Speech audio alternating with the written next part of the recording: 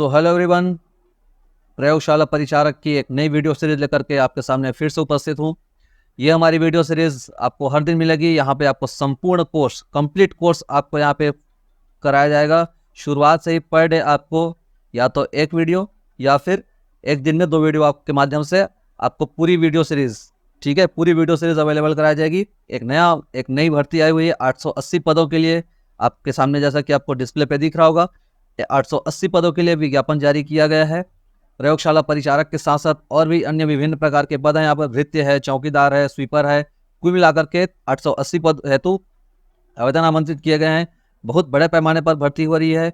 430 post केवल और केवल प्रयोगशाला परिचारक के हैं। तो 10th पास जो स्टूडेंट है, 10th पास जो विद्यार्थी, उनके लिए एक अच्छा सुनहरा अवसर है कि कहीं ना कहीं एक जॉब सिक्योरिटी जो हम कहते हैं वो जॉब सिक्योर करके आप एक अच्छा खासा एक सेटिस्फैक्ट्री सैलरी है यहाँ पे कहना चाहिए। और इस पोस्ट के लिए जो क्लासेस हैं, जो सेगमेंट दिया गया है, जो सिलेबस दिया गया है, उस सिलेबस के अकॉर्डिंग बिल्कुल हमारी क्लास एज पर सिलेबस चलेगी।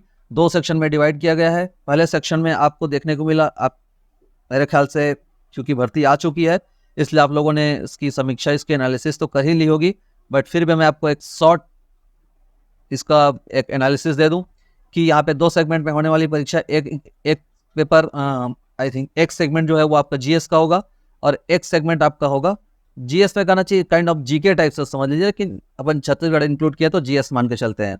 और एक पेपर होगा आपका साइंस का, और वो भी साइंस कैसा है तो जनरल साइंस, ठीक है।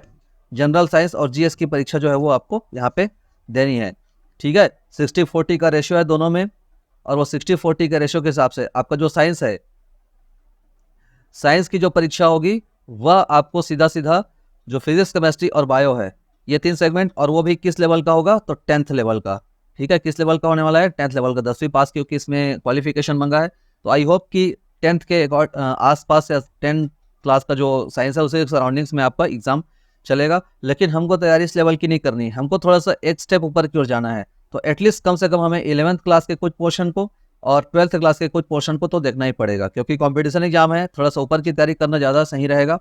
तो इसी कड़ी में आपके सामने मैं साइंस की क्लास लेकर के आया हूँ, और साइंस में बायोलॉजी का जो क्लास है वो लेकर के मैं आपके सामने आया हूँ।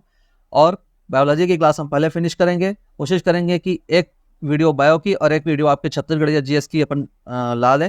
वो खैर फर्दर आगे देखेंगे कि क्या होता है। बहरहाल हम शुरू करते हैं क्लासेस को, चलिए। तो सबसे पहले हम लोग समझते हैं जूलॉजी, ठीक है। जूलॉजी को समझने से पहले जूलॉजी के ऊपर की जो चीज़ है वो समझते हैं बायोलॉजी, ठीक है। देखिए भाई, बायोलॉजी जो होता है, बायोलॉजी को 2 सेगमेंट में बांटा जाता है। एक इसकी शाखा होती है जिसको कहते हैं जूलॉजी अर्थात जंतु विज्ञान, और एक इसकी शाखा होती है जिसको कहते हैं बॉटनी अर्थात वनस्पति विज्ञान, ठीक है। तो बॉटनी और जूलॉजी ये इसकी 2 ब्रांचेस है, 2 शाखाएं हैं, ठीक है। तो बॉटनी और जूलॉजी, जूलॉजी में क्या करते हैं, जंतुओं के बारे में पढ़ते हैं। बॉटनी में क्या करते हैं, हम पौधों के बारे में पढ़ते हैं। तो बायोलॉजी की 2 शाखाएं, 2 ब्रांचेस, एक जूलॉजी और एक बॉटनी, ठीक है। देखिए, अगर डेफिनेशन देखा जाए तो डेफिनेशन के हिसाब से समझेंगे। इसी बायोलॉजी के अंतर्गत जो 2 सेगमेंट है, यहाँ पे हम बॉटनी की बात बाद में करेंगे, या हमको बॉटनी को उस लेवल पे नहीं पढ़ना है। हमें ज़्यादा जो मेजर जो पार्ट हमारा है वह जूलॉजी का, और जूलॉजी के अंतर्गत हमें एनाटॉमी पढ़नी है खास करके, ठीक है। शारीरिकी जो होती है वो शारीरिकी को हमें पढ़ना है, एनाटॉमी को हमें पढ़ना है। और एनाटॉमी की जब हम बात करते हैं, एनाटॉमी अर्थात हमारी जो शरीर है, शरीर की संरचना, शरीर की क्रियात्मक, इन सब के बारे में हमको पढ़ना है। तो एनाटॉमी की जो सबसे छोटी कड़ी होती है वो होती है कोशिका, ठीक है। वो क्या होती है, कोशिका, ठीक है। और कोशिका, क्योंकि एनाटॉमी माने समझ लीजिए शरीर, और शरीर बना किससे है, तो अगर इसके यूनिट को हम देखें तो कोशिका जो होते हैं वो कोशिकाओं से, बहुत सारे कोशिका जब मिलते हैं तो ऊतक का निर्माण होता है। कोशिका से ऊतक, और ऊतक से बनता है, बहुत सारे ऊतक जब मिलते हैं तो उससे बनता है हमारा अंग, और अंगों से मिलकर के बहुत सारे जब अंग मिलते हैं तो वो जो बनता है वो कहलाता है अंग तंत्र, और अंग तंत्र जो है वो निर्माण करते हैं फिर शरीर का। तो फाइनली ये जो यात्रा, ये जो जर्नी है वो कोशिका से लेकर के शरीर के बीच की है। कोशिका छोटी से छोटी क्रियात्मक और संरचनात्मक इकाई है, और जिससे कि हमारे शरीर का निर्माण होता है, ठीक है। तो बहरहाल हम कुछ डेफिनेशन समझते हैं, कुछ परिभाषाओं को देखते हैं। सबसे पहले हम ये देखते हैं कि जंतु विज्ञान या जूलॉजी किसको कहते हैं, तो सजीवों का अध्ययन, ठीक है। सजीवों का अध्ययन करना ही क्या कहलाता है, जीव विज्ञान कहलाता है, जंतु विज्ञान कहलाता है। सजीवों का अध्ययन करना ही, सजीवों का अध्ययन करने के लिए 2, जैसे बायोलॉजी की हम बात करें तो जीव विज्ञान की बात हो गई, ठीक है। बायोलॉजी बायोलॉजी की दो शाखाएं, बॉटनी और जूलॉजी, दो शाखाएं होती है, बॉटनी और जूलॉजी, क्योंकि पौधों में भी जान होती है और जंतु में भी जान तो होती है। तो जीव विज्ञान की जीव विज्ञान को दो शाखाओं में बांटते हैं, एक जूलॉजी और दूसरा बॉटनी में बांटते हैं। जिसके अंतर्गत हम जंतुओं का अध्ययन करते हैं वह कहलाता है जूलॉजी, और जिसके अंतर्गत हम पौधों का अध्ययन करते हैं वह कहलाता है बायोलॉजी। तो जूलॉजी के बारे में सबसे पहले किसने बताया था? ठीक है, जूलॉजी या जो जंतुओं का जो इतिहास है उसके बारे में सबसे पहले स्टडी किया था, सबसे पहले अध्ययन करने वाले व्यक्ति थे अरस्तु। इसीलिए अरस्तु को कहते हैं जूलॉजी के जनक, फादर ऑफ जूलॉजी कहा जाता है इनको, अरस्तु को। इन्होंने अपनी किताब में जंतुओं के बारे में बताया था, जूलॉजी के जनक अरस्तु को माना जाता है। ठीक है, वहीं पे अगर हम पौधों के बारे में बात करें, पेड़ पौधों के बारे में, तो पेड़ पौधों का अध्ययन करना कहलाता है बॉटनी, और बॉटनी के जनक माने जाते हैं थियोफ्रेस्टस। ठीक है, बॉटनी के जनक माने जाते हैं थियोफ्रेस्टस। ठीक, तो ये आप याद रखेंगे।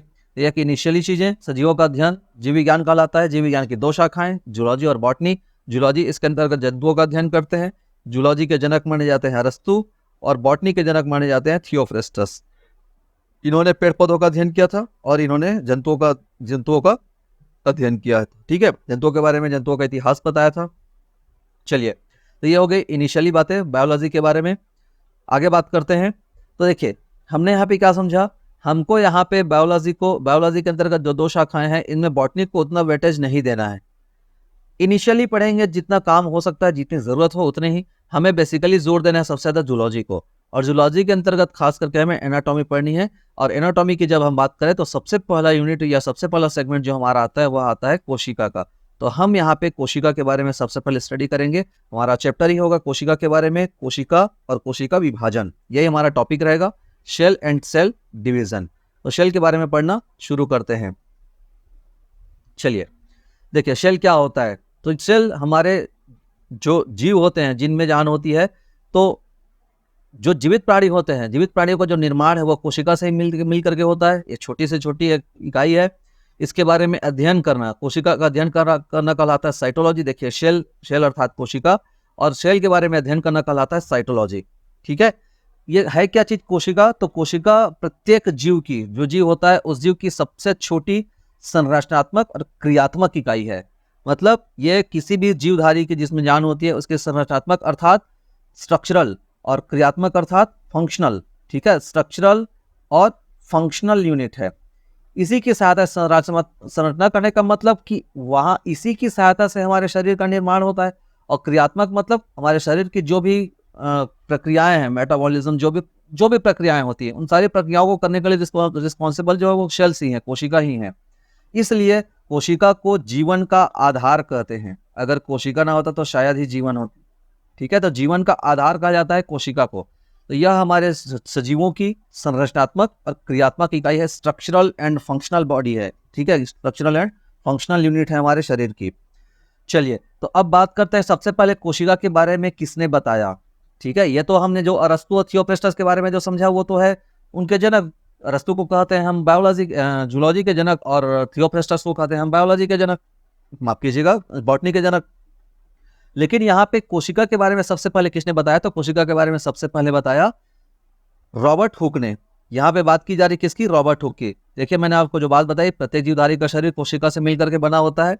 ठीक है, सबसे पहले कोशिका के बारे में किसने बताया? तो सर्वप्रथम कोशिका की खोज की थी रॉबर्ट हुक ने। आप ऐसे याद रखेंगे, हुक। देखिए हुक कैसा होता है, छोटा सा रहता है हुक, और एकदम कहीं पे भी जाकर कैसे फंस जाता है। तो हुक से आप याद रखेंगे सबसे छोटा। तो हमारे शरीर की सबसे छोटी क्रियात्मक इकाई कौन सी है? तो सबसे छोटी क्रियात्मक इकाई कोशिका है। इसलिए आपको याद रखना है, हुक माने छोटा, ऐसे याद रखना है। तो सबसे छोटी इकाई हुक छोटा होता है, तो ऐसे याद रखेंगे। रॉबर्ट हुक ने इसकी खोज की 1665 में। तो रॉबर्ट हुक ने जो कोशिका की खोज की थी वह डेड सेल था, मृत कोशिका थी। मृत कोशिका के बारे में उन्होंने पता लगाया था, मृत कोशिका के बारे में खोजा था। ठीक है, लेकिन बात करते हैं जीवित कोशिका की। चूंकि रॉबर्ट हुक ने कोशिका के बारे में सबसे पहले खोजा था, ये मृत और यहाँ पे जीवित की बात नहीं है, इसीलिए इनको फादर ऑफ साइटोलॉजी कहते हैं। कोशिकी विज्ञान के जनक माने जाते हैं रॉबर्ट हुक को। ठीक है, देखिए भाई, साइटोलॉजी एक अलग सेगमेंट है, कोशिका के बारे में पढ़ना, कोशिका के बारे में जानना, तो इनके फादर कहे जाते हैं रॉबर्ट हुक। और इसके पहले हमने जो देखा वो थे थियोफ्रेस्टस और अरस्तु। ठीक है, तो अब बात करते हैं जीवित कोशिका की खोज किसने की थी, जीवित कोशिका के बारे में किसने बताया था? तो सर्वप्रथम जीवित कोशिका के बारे में बताने वाले थे एंटोइन ल्यूवेनहॉक। याद रखिएगा, ल्यूवेनहॉक को आपको याद रखना है ऐसे, लाइव माने जीवित। ठीक है, लाइव माने जीवित, ऐसे याद रखेंगे।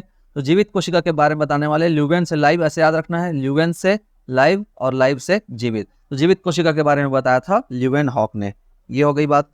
ठीक है, जीवित कोशिका के बारे में इन्होंने बताया था। इसके साथ साथ कोशिका सिद्धांत के बारे में भी बात की जाती है। ल्यूवेन हॉक को फादर ऑफ बैक्टीरियोलॉजी कहते हैं, उन्होंने बैक्टीरिया में खोज की थी। कोशिका सिद्धांत, ठीक है, देखिए कोशिका सिद्धांत क्या होता है। कोशिका सिद्धांत, स से सिद्धांत, स से स्लाइडन और श्वान, याद रखिएगा, स को मिला लेना है, स से सिद्धांत, स से स्लाइडन और स से श्वान। तो स्वान और स्लाइडन ने, इन दोनों ने मिलकर के कोशिका सिद्धांत दिया था। और ये कोशिका सिद्धांत क्या है? कोशिका सिद्धांत यही है कि प्रत्येक कोशिका में पुनर्निर्माण संभव है, समय समय पर टूटते रहते हैं, फूटते रहते हैं और नव कोशिका का निर्माण होते रहता है। ये निर्माण करने की जो क्षमता है इनके अंदर, ये जो पुनर्निर्माण करने की जो क्षमता है, रीजनरेटिव जो कैपेसिटी है इनकी, वही क्या कहलाती है? इनकी उसी को हम कोशिका सिद्धांत कहते हैं, पुनर्निर्माण करने की क्षमता।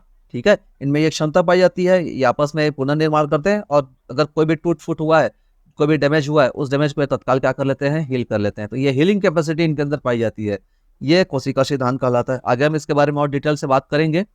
चलिए, तो ये कोशिका सिद्धांत हो गया। कुछ इनिशियली जो फैक्चुअल चीजें हैं, वो फैक्चुअल चीजों के बारे में मैं थोड़ा सा आपको समझाता हूँ।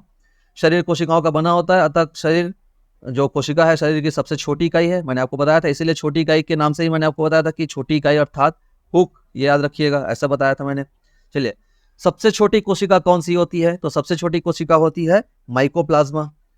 ठीक है, सबसे छोटी कोशिका। रैंडम क्वेश्चन आएगा, फ्लैट क्वेश्चन। देखिए, छोटे लेवल के एग्जाम है, मान के चलिए कुछ एंट्री लेवल के क्वेश्चन भी हो सकते हैं और कुछ सुपीरियर लेवल के भी क्वेश्चन होते हैं, इंटरमीडिएट, बिगिनर और इस तरह का क्वेश्चन का लेवल हो सकता है। तो सबसे छोटी कोशिका जो होती है वो होती है माइकोप्लाज्मा की। सबसे बड़ी कोशिका की अगर बात करें तो सबसे बड़ी कोशिका होती है शुतुरमुर्ग के अंडे की। शुतुरमुर्ग जो होता है, शुतुरमुर्ग का अंडा सबसे का, ये जो है वो सबसे बड़ी कोशिका कहलाती, एग्जाम्पल है। ये तो बात हो गई सबसे छोटी और सबसे बड़ी की। लेकिन अगर हम बात करें सबसे लंबी कोशिका, ठीक है, तो सबसे लंबी कोशिका हमारी होती है अर्थात हमारे ब्रेन की, जिसको बोलते हैं हम लोग स्नायु या तंत्रिका तंत्र। ठीक है, तंत्रिका तंत्र की जो कोशिका होती है, इसको हिंदी में कहा जाता है स्नायु। ठीक है, तो तंत्रिका तंत्र की जो कोशिका होती है वह सबसे लंबी कोशिका होती है अर्थात हमारे ब्रेन की। ठीक है, लेकिन सबसे बड़ा ड्रॉबैक यहीं पे है, तंत्रिका तंत्र में बड़े दुख की बात है कि यहीं पे कोशिका विभाजन नहीं होता। आगे बात करेंगे हम, तंत्रिका तंत्र में किसी प्रकार का कोशिका विभाजन नहीं होता, जो कि बहुत बड़ी परेशानी का सबब बनता है। तो ये सबसे छोटी, सबसे बड़ी और सबसे लंबी। ठीक है, अगर बात की जाए, ये तो फ्लैट क्वेश्चन पूछेगा तो आपको इस तरह से आंसर लगाना है। अगर आपसे पूछेगा कि मानव में, मनुष्य में सबसे बड़ी कोशिका, ठीक है, तो मनुष्य में सबसे बड़ी कोशिका ओवम, अंडाणु जो होता है, ध्यान रखिएगा, ओवम अंडाणु जो होता है, जो फीमेल में पाया जाता है, वो सबसे बड़ी कोशिका होती है। और सबसे छोटी कोशिका अगर कहा जाए मनुष्य में, सबसे छोटी कोशिका तो शुक्राणु, स्पर्म। ठीक है, तो स्पर्म जो होता है वो सबसे छोटी कोशिका होती है और जो सबसे बड़ी कोशिका होती है वह ओवम होती है।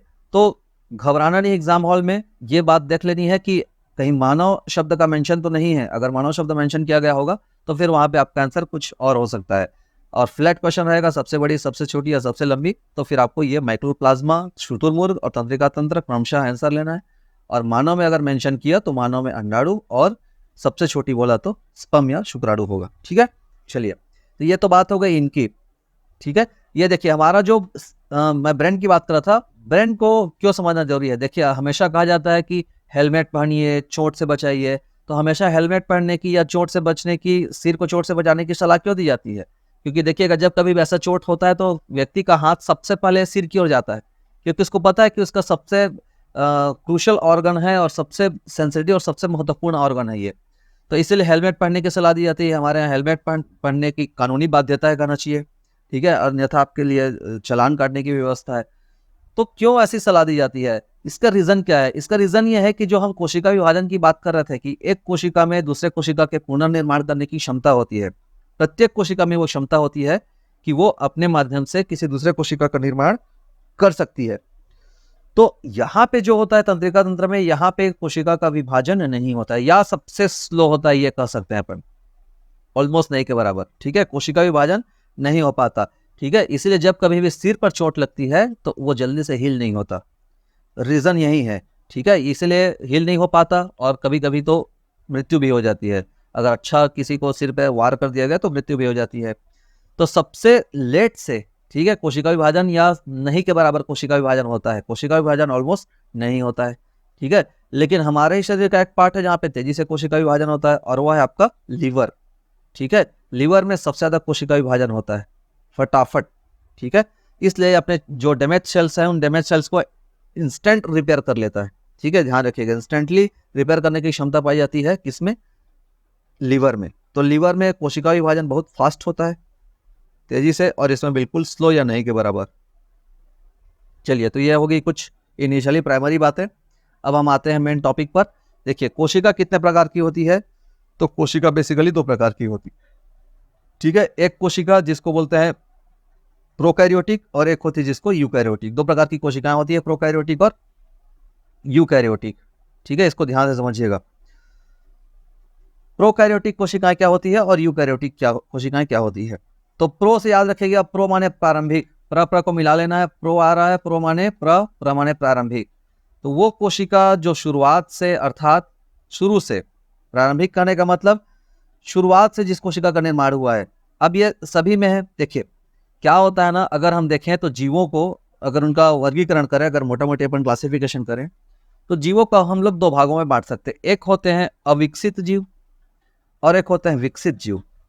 ठीक है, अविकसित जीव और विकसित जीव, इनमें क्या है? देखिए, अविकसित जीव जो होते हैं ना, जैसे वायरस है, जैसे वायरस होते हैं, वायरस जो है वो अविकसित की श्रेणी में आते हैं।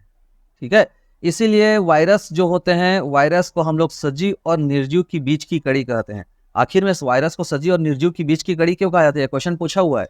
सजीव और निर्जीव की बीच की कड़ी कहा जाता है जीवाणु को, विषाणु को, फंगी, ऐसा पूछा गया 4 ऑप्शन में। तो सजीव और निर्जीव की बीच की कड़ी क्यों कहते हैं? क्योंकि ये जो वायरस होता है ना, ये जितने बीमारी वाले वायरस है, इनमें ये दोनों टाइप का व्यवहार करते हैं। अगर इनको कोई होस्ट मिल गया, ठीक है, अगर कोई बॉडी मिल गई, कोई होस्ट मिल गया, तो ये वहां पे सजीव के भांति व्यवहार करेंगे, और नहीं मिला तब तक डेड पड़ा रहेगा। ये वायरस की खास बात है, अविकसित होता है। ठीक है, अविकसित होने के कारण ये ऐसा बिहेवियर करता है। ठीक है, चलिए, तो अब इनको थोड़ा सा एक्सप्लेन करके समझते हैं, प्रोकैरियोटिक क्या होते हैं और यूकैरियोटिक क्या होते हैं। देखिए, प्रोकैरियोटिक कोशिकाएं जो होती है इस प्रकार से होती है। प्रोकैरियोटिक कोशिका ये अविकसित जीवों में पाया जाता है। इनमें ट्रेवल करने के लिए पूंछ दिया रहता है, जिसकी सहायता से ये गति करते हैं, ये पूंछ। ठीक है, इसी की सहायता से ये गति करते हैं। तो चलिए प्रोकैरियोटिक समझते हैं।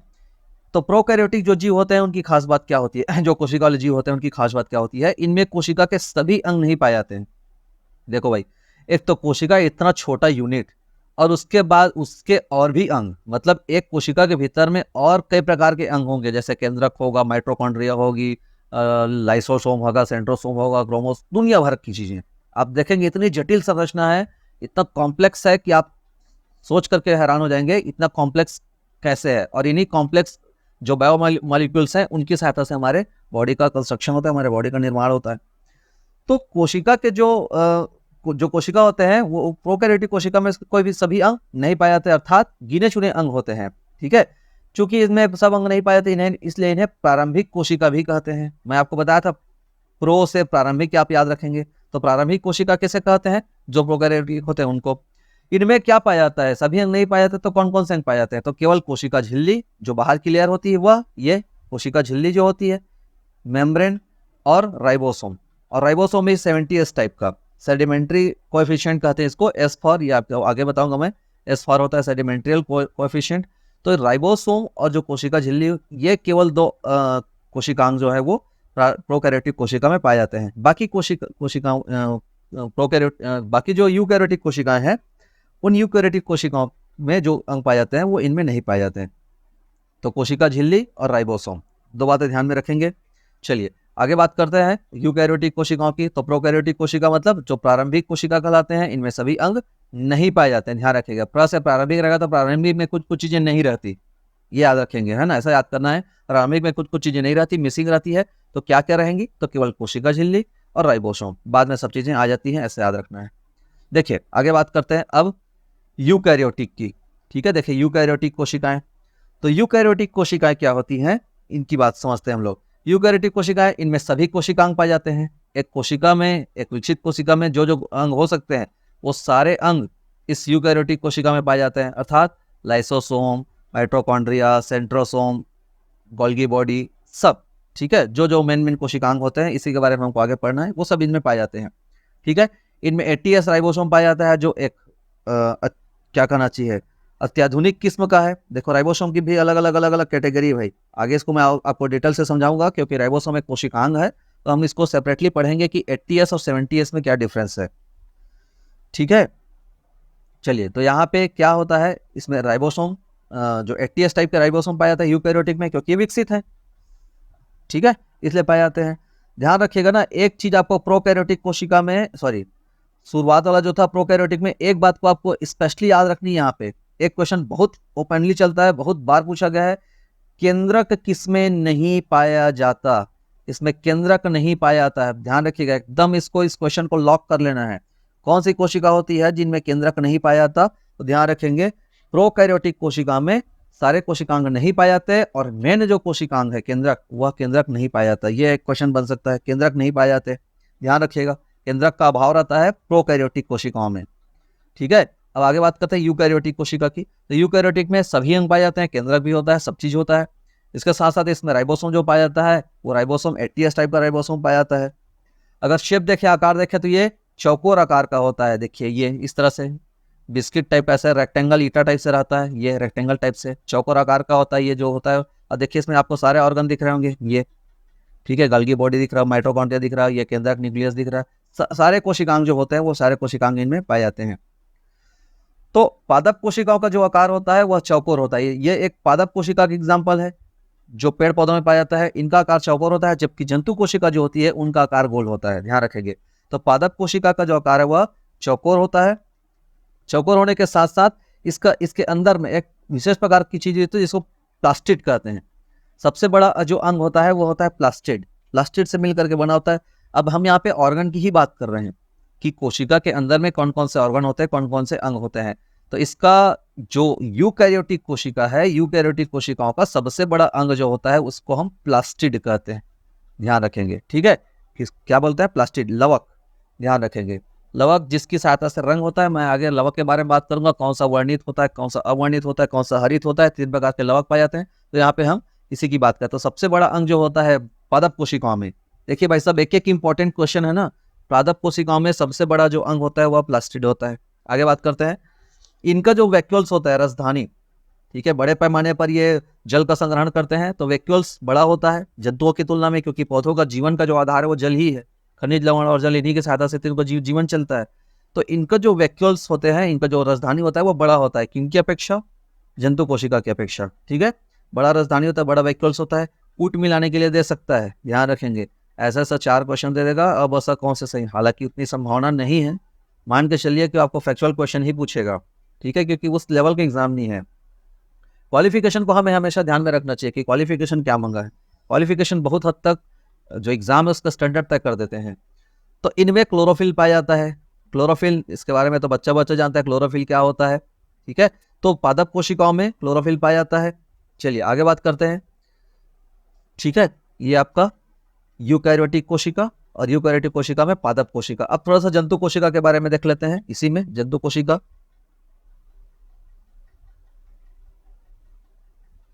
ठीक है, देखिए जंतु कोशिकाएं जो होती हैं वो गोल होती है, ठीक है।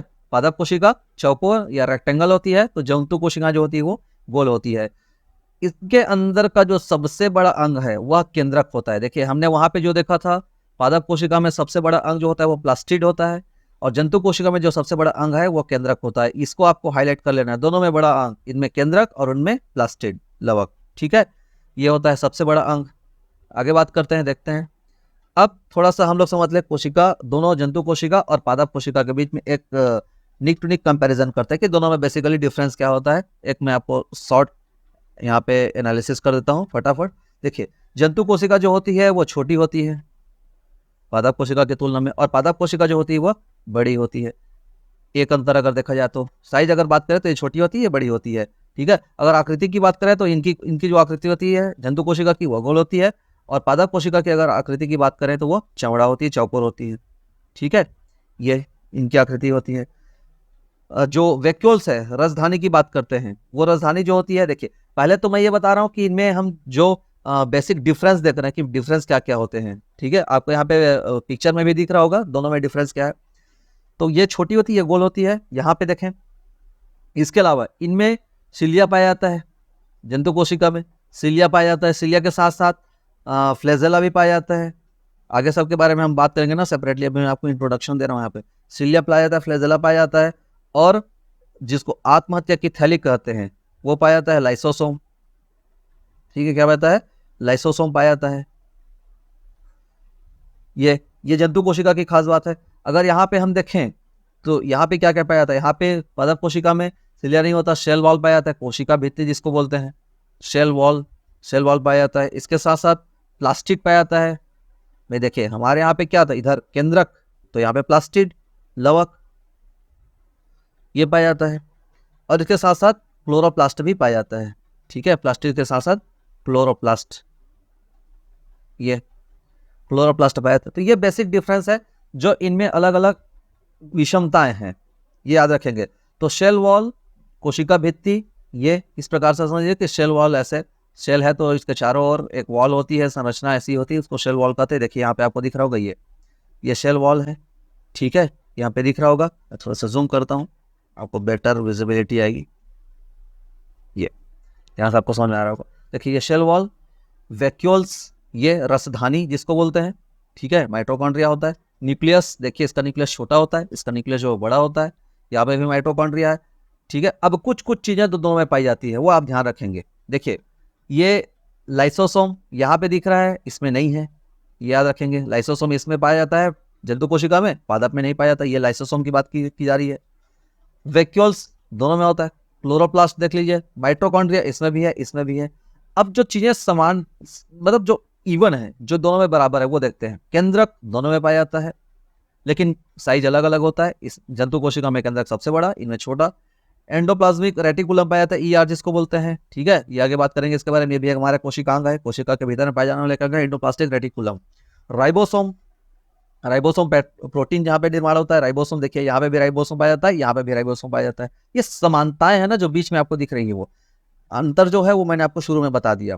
गोल्गी बॉडी, ठीक है, गोल्गी अपरेटस जिसको बोलते हैं, तो गोल्गी बॉडी दोनों में पाया जाता है, जंतु कोशिका में भी पाया जाता है। प्लाज्मा मेम्ब्रेन, ठीक है, प्लाज्मा मेम्ब्रेन दोनों में पाया जाता है। साइटोप्लाज्म भी दोनों की दोनों कोशिका में पाया जाता है। तो आपको इन शॉर्ट आपको ध्यान में रखना है कि किसमें अंतर है, कौन कौन सी समानताएं, कौन कौन सी असमानताएं। तो असमानताएं में ये सब शेल वॉल, वैक्यूल्स, ये असमानताएं। समानताएं में आप देख लेंगे क्या क्या समानताएं, ये सब आपकी समानताएं। देखिए यहाँ पे नाम थोड़ा सा आपको अजीबोगरीब लग रहा होगा, लेकिन आप मान के चलिए आप साइंस के स्टूडेंट हैं तो आप इन सारे नामों से इंट्रोड्यूस होंगे ऑलरेडी। ठीक है, क्योंकि आपने वो क्वालिफिकेशन कंप्लीट किया हुआ है, आपने 10th लेवल तक 12th लेवल तक साइंस की पढ़ाई की है। देन आई होप कि आपने इन चीज़ों को सुना होगा और कोई नया नाम नहीं है। ठीक है, चलिए तो आगे बात करते हैं। तो ये मेनली जो डिफरेंस है वो आप एक बार देख लेंगे। ठीक, अब बात करते हैं कोशिका विभाजन की। देखिए कोशिका विभाजन की कहानी को, थोड़ा सा कोशिका सिद्धांत को हम लोग समझ लेते हैं। कोशिका सिद्धांत कैसे है? तो भाई जो एक पेरेंट सेल होता है और यहाँ पे एक डॉटर सेल कहते हैं जिसको, ये डिवाइडिंग।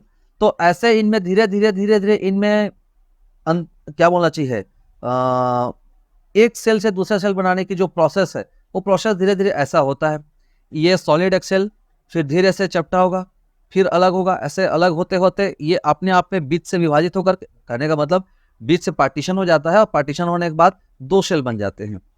ठीक है, तो यही आपका क्या है, सेल डिवीजन है, कोशिका सिद्धांत है, कोशिका विभाजन। ठीक है, कोशिका विभाजन इसी प्रकार से होता है।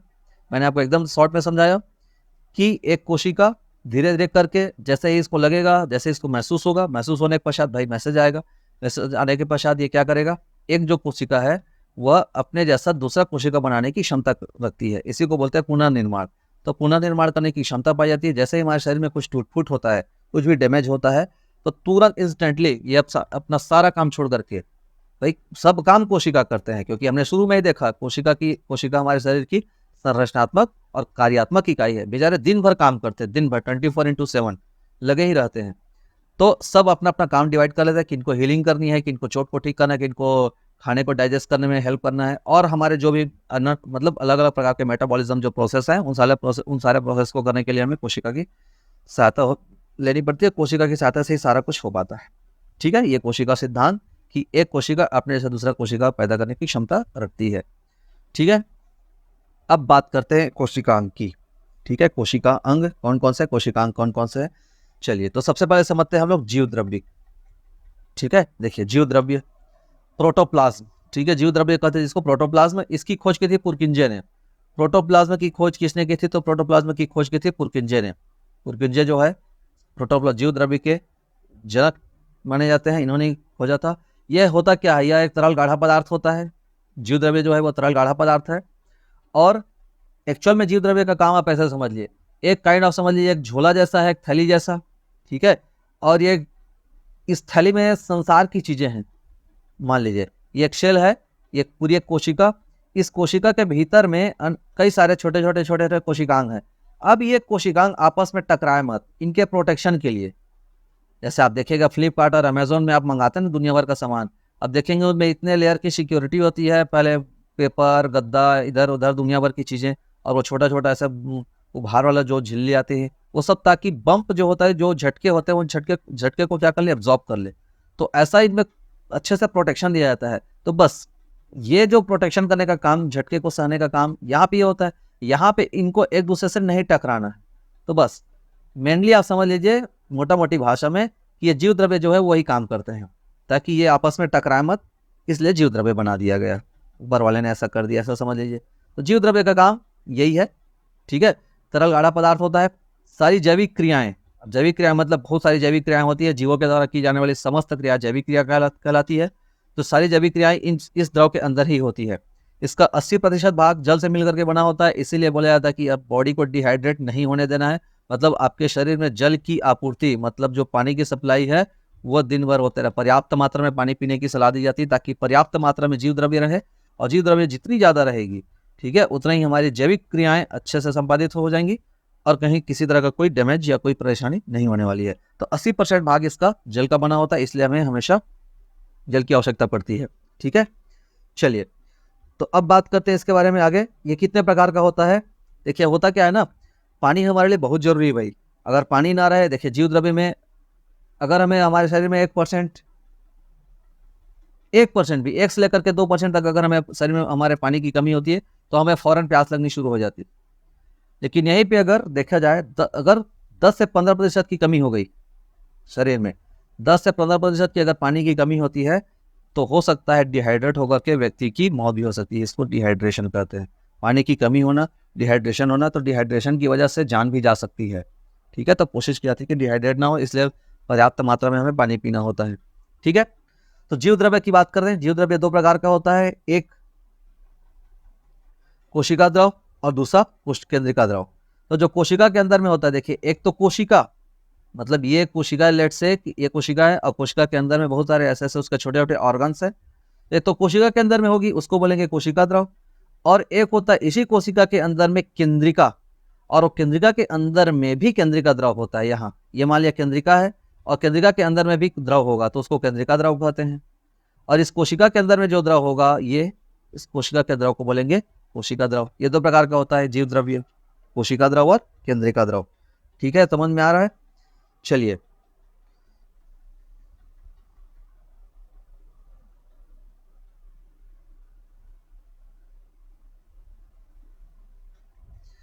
चलिए आगे बात करते हैं। कोशिका द्रव जो होता है वो कोशिका को सूखने से बचाता है, लिक्विडिटी, ताकि सूखे मत, और पानी की वजह से, जल की वजह से ये जो जैविक क्रियाएं हैं वो जैविक क्रियाएं निरंतर संपादित हो रहा है, और जीव अपना जो जीवन है वो जीता रहे। ध्यान रखिएगा ना, कोशिका द्रव में, ये जो कोशिका द्रव है इनमें केंद्रक नहीं होता, ध्यान रखेंगे, ठीक है। कोशिका द्रव में केंद्रक नहीं होता। एक इंपॉर्टेंट क्वेश्चन होता है, केंद्रक नहीं होता, केंद्रक नहीं होता भाई, ध्यान रखेंगे। चलिए, अगला है दूसरा, हमारा अगला कोशिकांग है कोशिका भित्ति, शेल वॉल। देखिए शेल वॉल को समझते हैं। कोशिका भित्ति क्या है? यह सेल्यूलोज का बना होता है, सिर्फ प्लांट में पाया जाता है, केवल पौधों में कोशिका भित्ति पाई जाती है, जंतु कोशिका में कोशिका भित्ति नहीं पाई जाती, ठीक है। शेल वॉल जो होता है वो केवल और केवल प्लांट में, मतलब पादपों में बस पाया जाता है, जंतुओं में कोशिका भित्ति का कोई स्थान नहीं है, शेल वॉल नहीं पाया जाता, ये एक बात, ठीक है। दोनों में ये इसका भाव रहता है। अर्थात ये करता क्या है, ये जो कोशिका भित्ति है ये बाहरी लेयर होता है, ये प्रोटेक्शन देता है पेड़ पौधों को, सुरक्षा देने का काम करता है। पेड़ पौधों को सुरक्षा कौन देता है? तो पेड़ पौधों को सुरक्षा देने का काम करता है सेल वॉल। सेल वॉल का काम है पेड़ पौधों को सुरक्षा देना। देखिए भाई, हमारे यहाँ, हमारे जैसे हमारी त्वचा है, तो हमारी त्वचा हमें सुरक्षा प्रदान करती है कहीं ना कहीं। ठीक है, तो वैसे ही पेड़ पौधों के लिए भी जो सेल वॉल होती है वो कोशिका को या पेड़ पौधों को, भाई कोशिका से ही मिलकर बना सब कुछ, तो पेड़ पौधों को सुरक्षा देने का काम कोशिका भित्ति करती है। कवक की जो कोशिका भित्ति होती है, कवक की ध्यान रखेंगे ना, कवक, कवक की जो कोशिका भित्ति है वह काइटिन से बनी होती है। क से कवक, क से काइटिन, याद रखें, क को मिला लेना है, क से कवक, क से काइटिन, तो काइटिन से मिलकर के बना होता है ये कोशिका भित्ति जो होती है वह। ये चीजों को याद रखेंगे आप। तो कोशिका भित्ति जंतु के लिए महत्वपूर्ण नहीं है क्योंकि जंतु कोशिका में इसका भाव होता है। ठीक है, यह केवल और केवल पादपों में पाया जाता है। आपसे क्वेश्चन पूछ देगा, कोशिका भित्ति पाई जाती है जंतुओं में, केवल जंतुओं में, केवल पादपों में, जंतुओं में और पादपों में, दोनों, और इनमें से कोई नहीं। ठीक है, तो ये इनिशियल लेवल का क्वेश्चन बन सकता है। चलिए अगला बात करते हैं हम लोग सेल मेम्ब्रेन की, कोशिका झिल्ली की। ठीक है, देखिए कोशिका झिल्ली क्या होती है, सेल मेम्ब्रेन क्या होती है। तो ये जो चीजें होती है सेल मेम्ब्रेन, ये दोनों में पाया जाता है। कोशिका जो झिल्ली होती है वो दोनों में पाई जाती है। देखिए आप ये दिख रहा हुआ ये मेम्ब्रेन, ठीक है, जो बाहरी आवरण है ये दोनों में पाया जाता है। सेल मेम्ब्रेन जो है, कोशिका झिल्ली जो होती है, देखिए भित्ति जो है, भित्ति माने वॉल, वॉल जीवों में नहीं होता, जो जंतु कोशिका होती है उनमें नहीं होती, पादप कोशिका बस में होती है। लेकिन कोशिका झिल्ली जंतु और पादप दोनों में पाया जाता है, दोनों कोशिकाओं में पाया जाता है, दोनों जीवों में पाया जाएगा। ठीक है, तो इसका रोल क्या है कोशिका झिल्ली, या एक अर्धपारगम्य झिल्ली होती है। ठीक है, कैसा होता है, अर्धपारगम्य, सेमी ट्रांसपेरेंट। ठीक है, अर्धपारगम्य, सेमी ट्रांसपेरेंट, सेमी ट्रांसपेरेंट झिल्ली होती है। इससे कि कुछ कुछ चीजें आवागमन होते रहते हैं। सेमी ट्रांसपेरेंट मतलब समझ लिया, कुछ चीजें आ जाएंगी, कुछ चीजें चली जाएंगी। ये तो ये जो आना जाना है, इससे आर पार होना है, वो लगा रहता है अर्धपारगम्य झिल्ली होने के कारण। तो चूंकि ये अर्धपारगम्य होता है, इसी कारण कोशिका के जितने अंग हैं, ठीक है, कोशिका के अंदर सभी अवयव इसी झिल्ली के अंदर में रहते हैं। जितने कोशिकांग हैं और जितने उसके अवयव हैं, किसके, कोशिका के जितने भी अंग हैं, वो सारे अंग कोशिका झिल्ली के भीतर ही पाए जाते हैं। ठीक है, क्रिस्टी ले लो आप, ये राइबोसोम ले लो, ग्रेनुल्स ले लो आप, ये मेम्ब्रेन मैट्रिक्स, ये जो मैट्रिक्स बना हुआ है वो। ठीक है, एटीपी सिंथेसिस, देखिए सब आगे बात करेंगे इसके बारे में। ये सारी चीजें जो क्रिस्टी होती है, देखो ये जिग जैगनुमा जो संरचना बना हुआ है वो उसको क्रिस्टी कहते हैं, ध्यान रखेंगे। ठीक है, छत्तीसगढ़ी में ऐसा क्रिस्टी ऐसे याद रख लेना है। तो क्रिस्टी जो ऊपर नीचे जिग जैग होता है उसको क्रिस्टी कहते हैं। तो कोशिका के अंदर सभी अवयव इसी क्रिस्टी, इसी झिल्ली के अंदर में होते हैं। कोशिका के अंदर पाए जाने वाले समस्त पदार्थों का नियंत्रण कोशिका झिल्ली के द्वारा होता है। अर्धपारगम्य होता है, नियंत्रण तो होगा ही होगा, कंट्रोलिंग करना, अर्धपारगम्य कब आना है कब जाना है, कंट्रोलिंग करने का काम। तो यह कोशिका के अंदर जाने वाले सभी पदार्थों का, कौन जाएगा कौन नहीं जाएगा, इस बात का निर्धारण कोशिका झिल्ली करती है। कोशिका झिल्ली से उसको वो डिसाइड करेगी उसको किसको कोशिका के भीतर में लेना है और किसको कोशिका के भीतर में नहीं लेना है। तो काइंड ऑफ समझ जाइए एक छन्नी जैसे है, फिल्ट्रेशन करने का छानने जैसा, क्योंकि अर्धपारगमी होती है, इसलिए तो अर्धपारगमी इसको बनाया गया है, ताकि वो समय पड़ने पर ले ले और समय पर जिसको मन ना लगे उसको ना ले। तो ये कोशिका के अंदर जाने वाले पदार्थों का नियंत्रण करती है, ये ध्यान रखेंगे। अगला कोशिकांग है हमारा माइटोकॉन्ड्रिया। देखो भाई इसमें होता क्या है ना, अगर हम इसकी बात करें कोशिका झिल्ली की, तो कोशिका झिल्ली को आप समझ लीजिए काइंड ऑफ एक थैली जैसा। ठीक है, कैसा है, एक थैली जैसा होता है, अगर समझ में ना आया हो तो थैली जैसा होता है। तो थैली जैसे होने के साथ साथ क्या होता है, किसी किसी को एंट्री मिलेगी। अब किसी किसी को एंट्री किसको मिलेगी, तो जैसे मान लिया गोल्गी बॉडी है, ठीक है, तो गोल्गी बॉडी को, लाइसोसोम को, इन लोग को एंट्री मिल जाती है। जो गोल्गी बॉडी है और लाइसोसोम है वो लोग इसके पार जा सकते हैं। कौन जा सकता है, तो गोल्गी बॉडी ये जा सकता है, लाइसोसोम है, लाइसोसोम जा सकता है। तो गोल्गी बॉडी, लाइसोसोम ये जो है ये जो ऐसे बायोमोलिक्यूल से ये जो हमारे कोशिकांग है वो जा सकते हैं। लेकिन जरूरी नहीं कि ये लोग जाते हैं तो हर कोई जा सकता है, मतलब वो किसी किसी को ही एंट्री देगा। ठीक है, कुछ ही वस्तु को अंदर जाना है, कुछ ही वस्तु को अंदर नहीं जाने देना है, इसीलिए इसको बोलते हैं अर्धपारगम्य। चलिए आगे बात करते हैं माइटोकॉन्ड्रिया की। देखिए हमने इसको बहुत पढ़ा होगा स्कूलों में, माइटोकॉन्ड्रिया जिसको कोशिका का विद्युत गृह, पावर हाउस और दुनिया भर का नाम देते हैं। माइटोकॉन्ड्रिया को समझते हैं, मेन काम क्या है। ठीक है, तो सबसे पहली बात तो माइटोकॉन्ड्रिया का जो मेन काम है वो श्वसन है। सबसे पहली बात अगर आप समझे तो मुख्य इसका जो काम है वह श्वसन है। ठीक है, माइटोकॉन्ड्रिया का अगर मेन काम क्या है अगर देखा जाए तो श्वसन। ठीक, अब श्वसन क्या है, तो जटिल अणुओं का सरल अणुओं में टूटना, मोटी भाषा में करते हैं। अगर हम टेक्निकल टर्म में समझेंगे तो बहुत लंबी चौड़ी बात है, लेकिन अगर हम शॉर्ट या सरल शब्दों में कहें तो सरल शब्दों में जटिल अणुओं का सरल अणुओं में टूटना और उसका कंजप्शन, ठीक है, कंज्यूम कर लेना शरीर के द्वारा, उसको हम श्वसन कहते हैं। देखिए माइटोकॉन्ड्रिया की कहानी समझते हैं। सबसे पहले माइटोकॉन्ड्रिया की खोज किसने की, अल्टमैन ने। देखिए भाई, ये इन वैज्ञानिकों के नाम को आपको अलग से बॉक्स बना करके रख लेना है ना।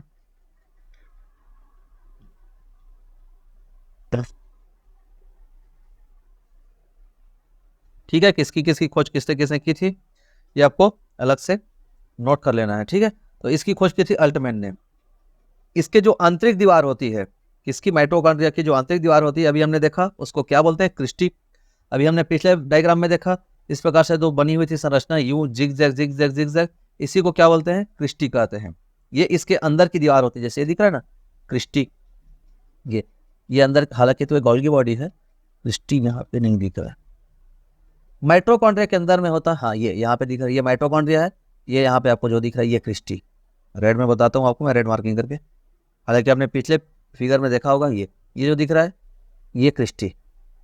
ठीक है, ये इसके अंदर में होती है। तो इसके आंतरिक दीवार को क्रिस्टी कहते हैं। किसके आंतरिक दीवार को, माइट्रोकॉन्ड्रिया की, क्रिस्टी, कॉन्ड्रिया क्रिस्टी याद रखिएगा, का मिला लेना, माइट्रोकॉन्ड्रिया क्रिस्टी एक जैसा नाम लग रहा है। तो माइट्रोकॉन्ड्रिया के आंतरिक दीवार को क्रिस्टी कहते हैं। यहाँ ऑक्सीशोषण होता है। मैंने आपको बताया कि माइट्रोकॉन्ड्रिया का सबसे प्राइमरी टास्क क्या है, शोषण करना, जटिल अणुओं को सरल अणुओं में विभक्त करना, तोड़ना। यहाँ पे ऑक्सीशोषण होता है। ठीक है, अब ऑक्सीशोषण होगा मतलब इट्स वेरी ऑब्वियस कि यहाँ पे क्रेब्स चक्र जो होता है, क्रेब्स चक्र, इसके बारे में सबसे पहले क्रेब्स नामक साइंटिस्ट ने पता लगाया था, इसलिए इसका नाम क्रेब्स चक्र ही है।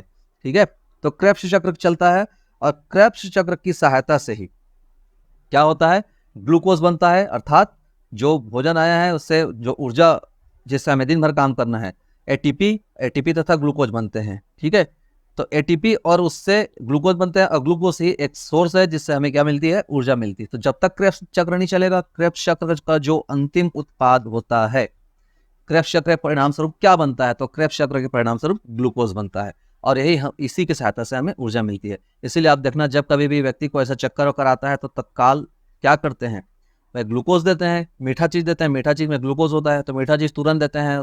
या अगर आपको कुछ कमजोरी लग रही है, भूख लग रहा है, तो हम मीठा चीज खाते हैं, इंस्टेंटली हमें एनर्जी मिल जाती है, चॉकलेट खाते हैं या ग्लूकॉन डी काइंड ऑफ।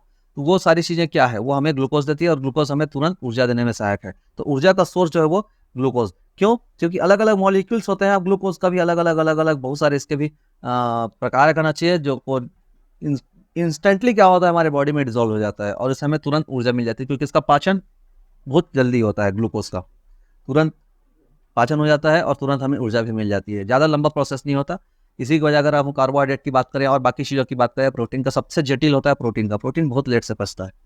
ठीक है, और ग्लूकोज है वो सबसे आसानी से पच जाता है, आसानी से डाइजेस्ट हो जाता है, तो इसीलिए हमको जल्दी से तुरंत त्वरित ऊर्जा मिल जाती है। तो क्रेब्स चक्र ध्यान रखेंगे ना, ऑक्सीशोषण होता है माइटोकॉन्ड्रिया में, और माइटोकॉन्ड्रिया में जब ऑक्सीशोषण होता है तो ऑक्सीशोषण के पश्चात ही क्या बनता है, ग्लूकोज बनता है। और ग्लूकोज बनने के लिए जो प्रक्रिया है वो कौन सी प्रक्रिया, तो इस प्रक्रिया का नाम है क्रेब्स चक्र।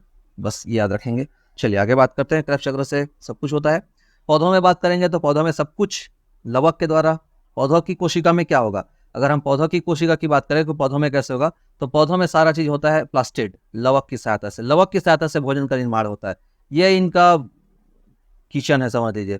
ठीक है, भोजन निर्माण की जो प्रक्रिया है वो पौधों में लवक की सहायता से होता है। ध्यान रखेंगे ना, एक और थोड़ा सा डीप क्वेश्चन अगर बने तो बन सकता है, ध्यान रखेंगे इसको, ये वेरी इंपॉर्टेंट क्वेश्चन हो सकता है, 2-3 बार पूछा हुआ है अलग अलग एग्जामिनेशन में, सेंट्रल के एग्जामिनेशन में खास करके पूछा हुआ है। ये जो क्रिस्टी के बारे में मैंने जो बताया, जो इसकी आंतरिक दीवार होती है, किसकी, ये जो माइटोकॉन्ड्रिया है उसकी, तो क्रिस्टी के अंदर में, ठीक है, एक F1 कण पाए जाते हैं, ध्यान रखिएगा, F1 कण, या इसी को ऑक्सीसोम भी कहते हैं। ध्यान रखेंगे ना, बहुत इंपॉर्टेंट क्वेश्चन हो सकता है। ऑक्सीसोम, F1 कण या ऑक्सीसोम, ऑक्सीसोम पाया जाता है, और एक्चुअल में जो ऊर्जा बनने का काम है ना वो यही होता है।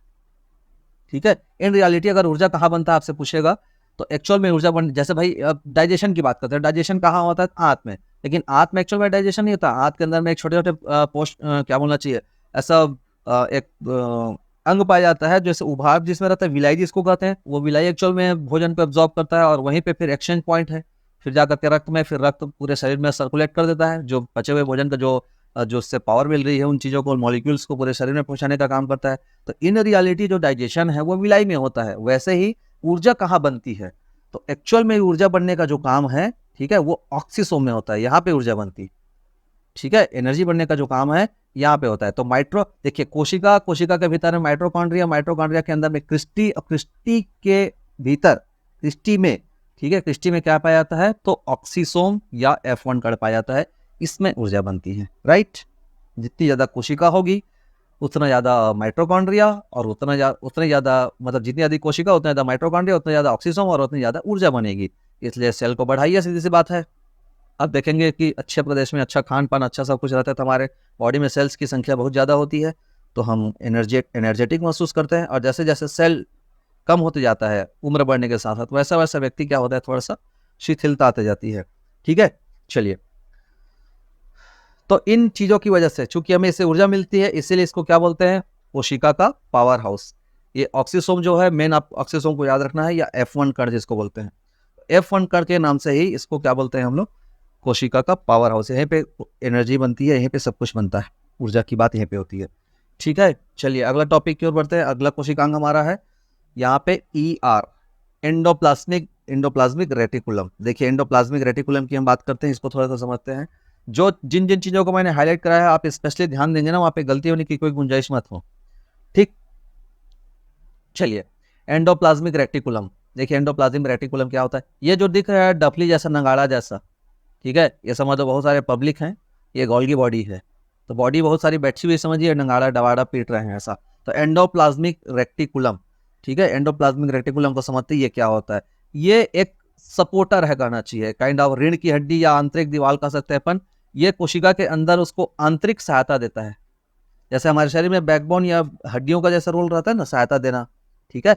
तो ये कोशिका का, इसीलिए इसको कोशिका का कंकाल भी कहते हैं, कोशिका का कंकाल कहा जाता है इसको, कोशिका का आंतरिक कंकाल, ठीक है। तो आपसे पूछेगा कि कोशिका का आंतरिक कंकाल किसे कहते हैं, तो एंडोप्लाज्मिक रेटिकुलम को, क्योंकि इसको सहारा देता है उसकी आंतरिक दीवार में, ठीक है, आंतरिक सहायता देता है, आंतरिक कंकाल कहते हैं इसको, एंडोप्लाज्मिक रेटिकुलम को, ठीक है।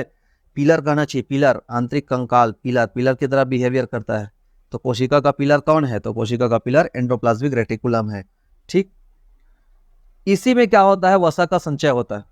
देखिए दुनिया भर जो वसा का संचय है ना, ये जो गोल्गी बॉडी से सटी हुई रहती है, ये अलग पार्ट है भाई, ध्यान रखिएगा, हालांकि दोनों इसी के साथ चिपका रहता है।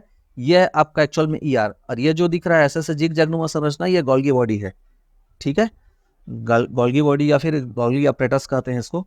तो अब देखते हैं ER, ये दो प्रकार का होता है, एक होता है स्मूथ वाला और एक होता है रफ वाला, ठीक है, एक होता है स्मूथ वाला और एक होता है रफ वाला, ठीक, स्मूथ वाला और एक होता है रफ वाला। तो स्मूथ वाला जो चिकना रहेगा वो चिकना चिकना काम माने वसा, देखिएगा छत्तीसगढ़ी में बोलते हैं चिकन चिकन खाने वाला, तो वही चिकन चिकन कहने का मतलब कि कार्बोहाइड्रेट और जो वसा का निर्माण जहाँ पे होता है, ठीक है। देखिए भाई, अगर हम देखें तो हमारे शरीर में भी पर्याप्त व्यवस्थाएं की गई हैं, ऐसा नहीं कि, हालांकि भोजन तो है ही, भोजन तो खाना ही है, लेकिन इनकेस अगर हमें भोजन नहीं मिलती है तो हमारे अंदर थोड़ी बहुत मात्रा में इनका भी निर्माण हो जाता है, तो कार्बोहाइड्रेट और वसा का निर्माण हो जाता है। कहाँ होता है, तो यहाँ कोशिका के ये इस पार्ट में, एंडोप्लाज्मिक रेटिकुलम दो प्रकार का होता है, जो स्मूथ वाला है ER मतलब एंडोप्लाज्मिक रेटिकुलम, जो स्मूथ वाला है वहाँ पे कार्बोहाइड्रेट और वसा का निर्माण होता है, ये हमारे शरीर के लिए बहुत आवश्यक है, ठीक है। वसा और जो कार्बोहाइड्रेट है भाई, वसा क्यों, तो वसा हमें चोट लगने से बचाती है, जितना ज़्यादा चोट रहेगा उतना ज़्यादा वसा होती है। देखिएगा किसी के शरीर में बहुत ज़्यादा वसा होता है, एकदम मोटा भैंस की तरह हो जाते हैं, और किसी के शरीर में कम वसा होता है, तो ये जिनके शरीर में जितना ज़्यादा वसा है समझ लीजिए वो उतना अच्छा और उतना खूबसूरत और मोटा दिखेगा, कम वसा मतलब समझ जाइए, ठीक है। तो वसा का संबंध इसी से है, ठीक है। चलिए दूसरा होता है हमारा रफ ER, खुरदुरी, इस पर राइबोसोम होता है। स्मूथ में कार्बोहाइड्रेट और वसा का निर्माण होगा, और चिकना समझिएगा ना, चिकना माने वसा, तेल से याद रखिएगा, ऐसा तेल चिकना होता है तो वसा बोलते हैं हम लोग, तो बस याद रखना है कुल मिलाकर के, तो कार्बोहाइड्रेट और वसा का निर्माण होता है। रफ जो होता है, रफ ER, ये इस पर राइबोसोम होता है, ये राइबोसोम आपको जो दिख रहा है छोटा छोटा, ये खुरदुरा टाइप का रफ नुमा संरचना होती है, इसको हम लोग बोलते हैं क्या, राइबोसोम, ठीक है। चलिए ये राइबोसोम है। तो अब राइबोसोम की खास बात क्या है, राइबोसोम में प्रोटीन का निर्माण होता है भाई, यहाँ पे कार्बोहाइड्रेट का निर्माण होता है, यहाँ पे वसा का निर्माण होता है, तो यहाँ पे प्रोटीन का निर्माण हो रहा है, सोच लीजिए। तो एक तो प्रोटीन हम बाहर से लेते हैं, प्रोटीन हमारे लिए बहुत जरूरी है, क्योंकि डेवलपमेंट और विकास जो है, विकास और मरम्मत की बात करते हैं, तो विकास तो हमारे शरीर का प्रोटीन सही होता है। देखिएगा प्रोटीन जब नहीं मिलता है तो शरीर में विकास नहीं होता, डेवलपमेंट नहीं हो पाता, क्वाशीरोग रोग हो जाता है और भी प्रकार के रोग हो जाते हैं। तो हमारे शरीर के डेवलपमेंट में, नए नए अंगों के निर्माण में प्रोटीन का बहुत बड़ा रोल है। इसलिए हम लोग जो संतुलित आहार लेते हैं उसमें बहुत बड़े पैमाने पर हम प्रोटीन लेते हैं। दाल बिना कोई खाता नहीं, दाल रिच सोर्स है प्रोटीन। सोयाबीन और दाल जो है वो प्रोटीन के रिच सोर्स है, तो दाल खाना जरूरी होता है इसीलिए। तो चिकनी और खुरदुरी ध्यान रखिएगा, इसमें प्रोटीन का निर्माण, और स्मूथ जो होगा उसमें कार्बोहाइड्रेट और वसा का निर्माण। आपको आसानी से समझ में आ जाएगा, आसानी से याद हो जाएगा। चलिए बार बार देखते रहिए वीडियो को, तो और आपको बेटर अंडरस्टैंडिंग होगी। अगला है हमारा राइबोसोम। ठीक है, देखिए राइबोसोम को समझते हैं। राइबोसोम, यहीं पे हम जो बात कर रहे थे, राइबोसोम देखिए जो डॉट डॉट डॉट डॉट दिख रहा है वो राइबोसोम है। ठीक है, राइबोसोम का काम क्या है, राइबोसोम की कहानी को समझते हैं। यह भी एक कोशिकांग है। ठीक है, क्या है, कोशिकांग है। ये हमारे कोशिका के अंदर का सबसे छोटा अंग है। ठीक है, सबसे छोटा अंग ध्यान रखिएगा। हमारे कोशिका का सबसे छोटा अंग कौन है, तो हमारे कोशिका का सबसे छोटा अंग है राइबोसोम। सोम से याद रखिएगा, एकदम छोटा। ठीक, राइबोसोम, जिसको सोम नाम रहता है, छोटे रहते हैं। तो ये क्या करेगा, प्रोटीन का निर्माण करता है। प्रोटीन निर्माण यहीं पे होता है। कहाँ पे प्रोटीन का निर्माण होता है, कोशिका के भीतर में, तो प्रोटीन का निर्माण होता है राइबोसोम में। ठीक है, चलिए राइबोसोम दो प्रकार की होती है। चूंकि प्रोटीन का निर्माण हो रहा है, अब निर्माण हो रहा है मतलब समझ जाइए, जैसे ऊर्जा का निर्माण हो रहा था माइटोकॉन्ड्रिया में, तो ऊर्जा का निर्माण होता है, इसलिए उसको ऊर्जा का पावर हाउस, उसी ऊर्जा का विद्युत दुनिया भर का बोलते हैं, निर्माण गृह, विद्युत फैक्ट्री दुनिया भर का। इसलिए यहाँ पे प्रोटीन का निर्माण हो रहा है, तो राइबोसोम को हम प्रोटीन की फैक्ट्री कह देंगे। तो इसको प्रोटीन की फैक्ट्री कही जाती है। प्रोटीन का निर्माण होता है इसलिए इसको कहते हैं प्रोटीन की फैक्ट्री। ठीक है, दो प्रकार का होता है ये भी, एक होता है 70S टाइप का और एक होता है 80S टाइप का। जो प्रारंभिक टाइप के जो जीव होते हैं प्रोकैरियोटिक कोशिकाओं में, तो 70S जो है वो प्रोकैरियोटिक कोशिका में पाया जाता है, और 80S जो है वो यूकैरियोटिक कोशिका में पाया जाता है। ठीक है, ये एस क्या है, तो एस का मतलब होता है sedimentation coefficient. Sedimentation coefficient, S का मतलब सेडिमेंटेशन कोएफिशिएंट। ठीक है, ये प्रोकैरियोटिक और ये यूकैरियोटिक। ये जो प्रोकैरियोटिक 70S होता है ये हल्का होता है। अगर देखें शुरुआती दौर में प्रारंभिक कोशिकाओं में हल्का होता है। यूकैरियोटिक जो कोशिका होती है ये भारी होती है। ये बेसिक डिफरेंस है दोनों में, ये हल्का होता है, ये भारी होती है। 70S और 80S, ये दो प्रकार की राइबोसोम होते हैं, और ये दो प्रकार के राइबोसोम अलग अलग क्या बोलते हैं कोशिकाओं में पाए जाते हैं। ठीक है, ध्यान रखिएगा, दो प्रकार के राइबोसोम होते हैं, अलग अलग कोशिकाओं में ये पाए जाते हैं। देखिए क्या होता है, जो प्रोकैरियोटिक कोशिका होते हैं ना, देखिए माइटोकॉन्ड्रिया में क्या होता है, जो माइटोकॉन्ड्रिया होता है उसमें दोनों प्रकार की चीजें, दोनों प्रकार के कोशिकाएं पाई जाती है। 70S भी होता है और 80S भी होता है। ठीक है, माइटोकॉन्ड्रिया जो होता है, माइटोकॉन्ड्रिया में दोनों चीजें होती हैं, 70S और 80S दोनों। अब देखिए इसको आप ऐसे एग्जांपल से समझ लीजिए, जैसे मान लिया है अब माइटोकॉन्ड्रिया क्या कर रहा है, विद्युत बोलता हूँ, कोशिका का पावर हाउस कहते हैं, जो पावर हाउस जैसे बिजली बनाने का काम पावर हाउस में होता है, वैसे ही यहाँ पे हमारे शरीर का जो पावर बनाने का, ऊर्जा बनाने का काम है वो माइटोकॉन्ड्रिया में होता है। तो जो माइटोकॉन्ड्रिया होता है यहाँ पे, इसमें दोनों प्रकार के गुण पाए जाते हैं। ध्यान से समझिएगा ना, एकदम इंपॉर्टेंट बात बता रहा हूँ। माइटोकॉन्ड्रिया की जो कोशिका होती है वो प्रोकैरियोटिक की भी गुण पाई जाती हैं और यूकैरियोटिक को भी गुण पाई जाती है, दोनों। ठीक है, ऐसा क्यों, क्योंकि इसके पास अपना 70S भी होता है और 80S भी होता है, दोनों प्रकार की राइबोसोम पाए जाते हैं। 70S वाला भी पाया जाता है, 80S वाला भी पाया जाता है। आप इसको ऐसे समझिए, माइटोकॉन्ड्रिया माने समझ लीजिए कि जैसे आप पिकनिक गए तो पिकनिक में कोई खाना बनाने वाला होता है ना, जैसे आप पिकनिक गए हैं तो पिकनिक में कोई खाना बनाने वाला होता है। अब देखिएगा खाना बनाने वाला पहले अपने लिए खाना बनाते बनाते चीख चीख के कई पीस मुर्गा को खा पी के बराबर कर देता है। तो ऐसे याद रखिए कि जो माइटोकॉन्ड्रिया है वो समझ लीजिए पिकनिक बनाने, क्योंकि भाई पिकनिक बनाने के लिए जाएंगे तो जो खाना बनाने वाला है, जो खाना चाहिए, kind of cook, main cook, ये सब के लिए ऊर्जा का साधन जनरेट कर रहे हैं। अब ये क्या करेगा, अपने लिए तो पहले रखेगा ना, या चुपचाप छुपा के रख देगा, या छुपा के नहीं रख सकेगा तो टेस्ट करने के बहाने वाने 4-5 पीस ऐसे ही मार लेगा बाकी लोग से ज़्यादा। लेट से कि मान लिया सबके सबको 10-10 पीस मिल रहा है, तो ये जो बनाने वाला है वो 4 पीस एक्स्ट्रा मार लेगा, तो इसको 14 पीस मिल जाएगा। तो ये इसीलिए इसके पास दोनों प्रकार के गुण होते हैं, दोनों प्रकार की प्रॉपर्टी होती है। मतलब 70S भी होता है और 80S भी होता है, दोनों प्रकार के गुण पाए जाते हैं, दोनों प्रकार की कोशिका होती है। भाई सीधी सी बात है, चूंकि ज्यादा काम करेगा तो खुद के लिए भी कुछ ऊर्जा बनाएगा, तो खुद की ऊर्जा के लिए 70S और दूसरों को ऊर्जा देने के लिए 80S, ये समझिए। ठीक है, क्योंकि यहीं से प्रोटीन बनना है। तो प्रोटीन दूसरे के प्रोटीन मतलब दूसरे का ना मतलब शरीर के लिए, तो शरीर के लिए प्रोटीन बनाना है 70s, खुद के लिए प्रोटीन शरीर के लिए प्रोटीन बनाना है 80s, खुद के लिए प्रोटीन बनाना है 70s। और खुद के लिए मैंने समझ लीजिए वही जो वो खाना बनाते समय चीखता है या खाना बनाते समय जो एक्स्ट्रा खाता है वो 70s, और जो दूसरों के लिए बनाएगा वो 80s। अब समझ में आ गया होगा। चलिए आगे बढ़ते हैं। अगला समझते हैं हम लोग गोल्गी बॉडी। ठीक है, देखिए गोल्गी बॉडी की कहानी क्या है।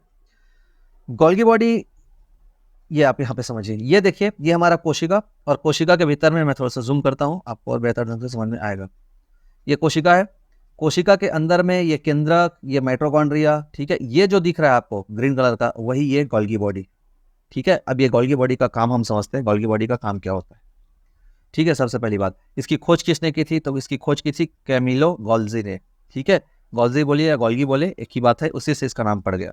हर साइंटिस्ट जो है अपना या जो उसको प्यारा होता है उसका नाम देते हैं, अपनी खोज का नाम अपने से जनरली अपने से ही जोड़ के रख देते हैं ताकि वो हमेशा हमेशा के लिए याद किए जाए। तो कैमिलो गोल्गी या कैमिलो गोल्जी, गोल्जी बोले तो भी गोल्गी बोले तो भी एक ही बात है, इन्होंने इनकी खोज की थी। इसका काम क्या है, देखिए सबका अलग अलग काम बटा हुआ है भाई। कोशिका एक इतना जटिल और इतना स्पेशल रचना है ना कि अब जितना पढ़े उतना कम है। देखिए अलग अलग टाइप का यहाँ पे काम हो रहा है। माइटोकॉन्ड्रिया है वो खाना बना रहा है, मतलब ऊर्जा बना रहा है।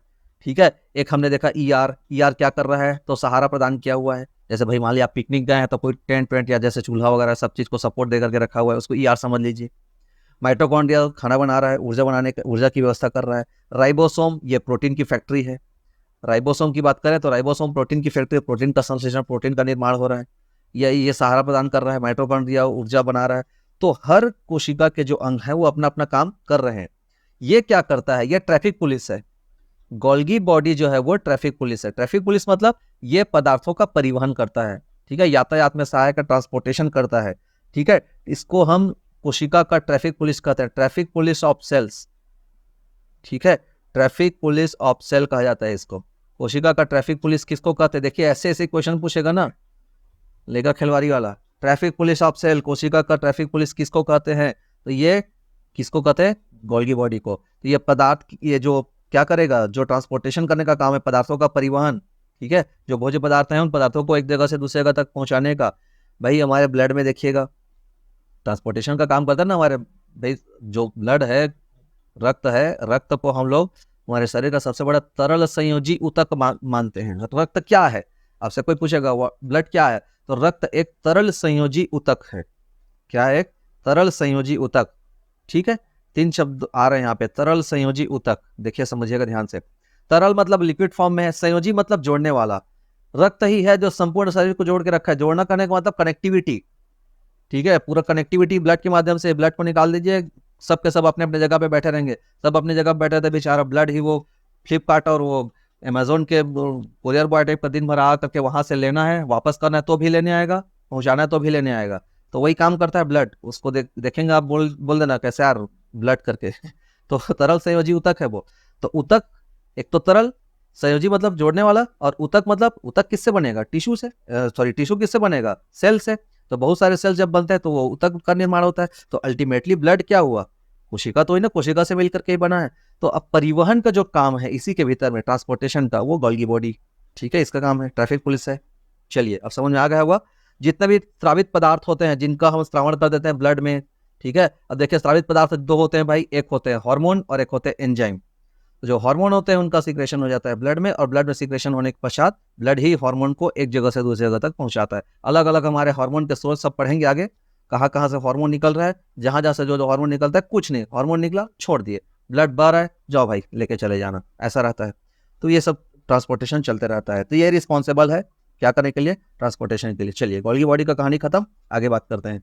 सेंट्रोसोम, ठीक है, देखिए सेंट्रोसोम जिसको तारक काय भी कहते हैं। तारक, एक तारक होता है, स्टारनुमा संरचना होती है इसके भीतर में, इसको तारक काय भी कहते हैं। सेंट्रोसोम को समझिए। सेंट्रोसोम क्या करेगा, ये विभाजन करता है। देखिए सबका मैं काम बता रहा हूं ना आपको। हमने देखा ईआर का सहारा प्रदान करना, माइटोकॉन्ड्रिया का विद्युत पावर हाउस, विद्युत गृह, ठीक है। ये गोल्गी बॉडी हमने देखा, ट्रैफिक पुलिस। इसके बाद हमने राइबोसोम देखा था, ये क्या कर रहा है, प्रोटीन का संश्लेषण कर रहा है, ऊर्जा बना रहा है। सबका अपना अपना अपना अपना काम है। सेल मेम्ब्रेन देखा, वो प्रोटेक्शन देने का काम कर रहा है, मतलब सबका अपना अपना काम है। अब यहाँ पे हम सेंट्रोसोम के काम को समझते हैं, ये क्या काम करता है, इसकी भी रिस्पॉन्सिबिलिटी बटी हुई है। सेंट्रोसोम समझ लीजिए, माने सेंट्रोसोम ये टुकड़े टुकड़े कुटी कुटी करने का, टुकड़ा करने का, ठीक है। क्या करेगा, कोशिका विभाजन, टुकड़ा माने कोशिका विभाजन। देखिए ये सेंट्रोसोम कोशिका के भीतर में कोशिका का विभाजन करने का काम करता है। आगे बात करते हैं।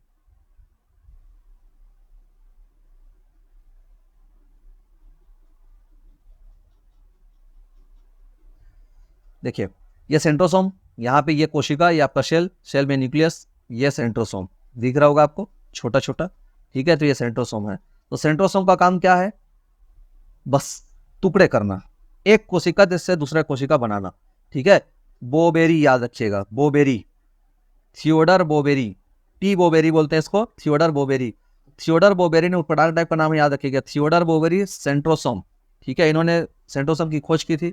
ये क्या करता है, तो कोशिका विभाजन करता है, सेल डिवीजन करता है। सेल डिवीजन के लिए कौन रिस्पॉन्सिबल है, तो सेंट्रोसोम, ठीक है। अब यही क्या होता है, सेल डिवीजन मतलब समझिएगा ना ध्यान से, यहीं पे खेल होता है। इसका काम है सेल डिवीजन। जब तक ये लिमिटेड रूप में जितना चाहिए, जैसे टूट फूट हो रहा है, मान लिया 10 कोशिकाएं टूटी 10 बना दो, 20 टूटी 20 बना दो, जितना टूट फूट हो रहा है अब उसको विभाजन करना है। भाई मान लिया 10 है, 10 टूट गया तो बाकी जो बचे हुए हैं उसमें से सबको टुकड़े टुकड़े करके, मान लिया है 20 से टुकड़े का 2 बन गया, फिर ये 1 है ये 2 बन गया, फिर ये 1 है ये 2 बन गया। ऐसा कोशिका विभाजन कर करके नए कोशिका निर्माण कर लेता है और हमारी बॉडी हील हो जाती है। कहीं पे भी टूट फूट होता है, कोई अंग भंग हो गया, टूट गया, कट गया, फट गया, फटाफट पूरा रेड माने अलर्ट जारी होता है तत्काल, और अलर्ट जारी होने पर जहाँ सारे के सारे कोशिका जाकर के जुड़ करके बिल्कुल सब फिट फाट कर देते हैं।